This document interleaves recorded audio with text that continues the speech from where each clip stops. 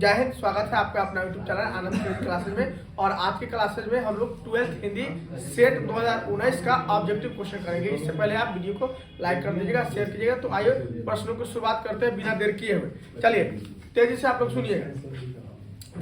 आस्तिक का विपरीतार्थक शब्द क्या होता है बताइए? नास्तिक होता है। सज्जन का होगा सत्य जोड़ जन, है ना, हलंत वाला। कौन बोला हुआ? हिंदी में एकदम थोड़ा सा माइनर मिस्टेक देखना है कि उसमें हलंत है कि नहीं है, तो ये सत्य जोड़ जन हो जाएगा। तीसरा नंबर, प्रेमचंद की रचना है पुष्प की रात। क्या हुआ बोलो? पुष्प की रात। जहाँ पहुंचना मुश्किल होता है, कठिन होता है, वह दुर्गम क्षेत्र कहलाता है। क्या कहलाता है वह? दुर्गम क्षेत्र। बातचीत के निबंधकार है बालकृष्ण भट्ट। क्या हुआ बोलो? सजबाग दिखाना, झूठ बोलकर ठगना। सजबाग दिखाने का मतलब क्या होता है? झूठ बोलकर ठगना। जिसने यश की प्राप्ति किया है उसको हम लोग क्या कहेंगे बताइए? यशस्वी कहेंगे। क्या कहेंगे? यशस्वी। चिरी मार कौन सा समास है? चिरी मार, चिड़िया को मार। तो जहाँ कारक चिन्ह का लगा हो, का के की सा से सी हो, तत्पुरुष समास होता है, ध्यान रखना है। सुंदर का पर्यायवाची शब्द मनोहर होता है। क्या होता है वो बोलो? चलिए, एक कथन है नारी स्वप्न है, हला नहीं कर गए। नारी स्वप्न है, नारी सुगंध है, नारी पुरुष की बाह पर झूलती हुई जूही की माला है। यह राष्ट्र कवि रामधारी सिंह दिनकर ने जो अर्धनारीश्वर लिखा है उससे लिया गया है। चलिए, तपोबल का संधि विच्छेद होता है तपह जोर बल। क्या हो जाएगा? तपोबल हो जाएगा। राजेंद्र का संधि विच्छेद राज जोर इंद्र। क्या हो जाएगा? राज जोर इंद्र हो जाएगा। पुत्र वियोग में माँ जो है वह अपने बेटे को गोद से नहीं उतारती है। क्यों नहीं उतारती है बताइए? गिरने के डर से। किसके डर से? हाँ, गिर जाएगा इसलिए। सुभद्रा कुमारी चौहान का लिखा हुआ है, पूरा रचना है पुत्र वियोग है। क्या है? पुत्र वियोग। कमल नयन कर्मधारय समास है।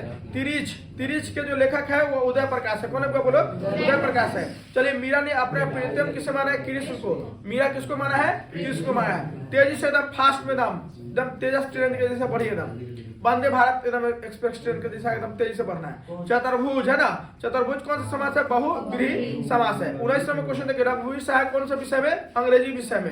अंग्रेजी विषय में उन्होंने एमए किया था। महेश का संधि विच्छेद महाजोत इस होता है। 21 नंबर, जो बहुत बोलता है उसको बचाल कहते हैं। क्या कहते हैं? बचाल कहते हैं। कमल का पर्यायवाची शब्द सरोज होगा, है ना, सरोज। आगे देखिए, 23 में कथा है किस कवि का मूल नाम वैद्यनाथ मिश्र था? नागार्जुन का नाम जो था वैद्यनाथ मिश्र था। चलिए, ओ सदा नीरा के लेखक है जगदीश चंद्र माथुर।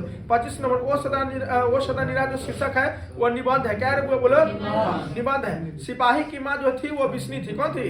विष्णु थी। सदाचार का संधि विच्छेद सत जोड़ आचार, हलंत वाला। कौन बोला हुआ? हलंत वाला। मलिक मोहम्मद जासी कैसे कवि है? प्रेम के कवि है। कैसे कवि है? प्रेम। उपवन में कौन सा उपसर्ग है? तो उप जो आगे लगता है उपसर्ग कहलाता है, उप हो जाएगा। ठीक है। आजन्म है ना, आ लगा हुआ है, अव्ययी भाव समास हो जाएगा। चलिए, प्रकाशित में प्रत्यय पूछ रहा था, इत हो जाएगा। क्या हुआ? इत हो जाएगा। तो कौन छोटका ई की बड़का ई? है ना। चलिए, तो इत हो जाएगा। ऑप्शन नंबर ए है आपके सामने, इत है वो बोला। ठीक है ना।